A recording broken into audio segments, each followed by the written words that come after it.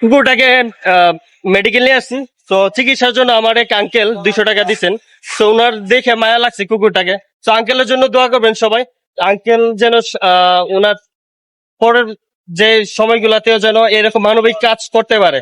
ঠিক আছে, আঙ্কেলের নাম কি? আমার নাম রতন। রতন, থাকে বাড়ি চৌহাট্টা। ঠিক আছে, তো আঙ্কেলকে অসংখ্য ধন্যবাদ।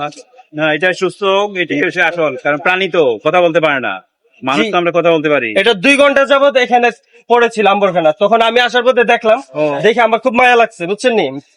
এটা বুবা প্রাণী বলতে পারে না, আসলে আমার চিকিৎসার দরকার। এইটাই গাড়ি মারছে না, গাড়ি মারা গেছে, কারা মারছে কেউ আসলে আমরা জানি না। কেউ আর যায় নাই সামনে, না যায় নাই। কোন মানুষ আম্বরখানা দেখতেছে, হেঁটে চলে যাইতেছে, দেখতেছে কিন্তু ধরতেছে না। এইটাই মানুষের ম্যাক্সিমাম মানুষের ইয়ে করে, বুঝছেন? তো আমি আসলে আর মায়া সমান না। হ্যাঁ, এই যে ঘৃণা। আর ধন্যবাদ জানাই যে রিক্সাওয়ালা বাইরে উনি নিয়ে আসছেন। ঠিক আছে, এই যে রিক্সাওয়ালা মামারে, আসলে অনেক রিক্সারাও আনতে চায় না, বুঝছেন, ঘৃণা করে। এই কারণে এই যে একটু সামনে নিয়ে যান।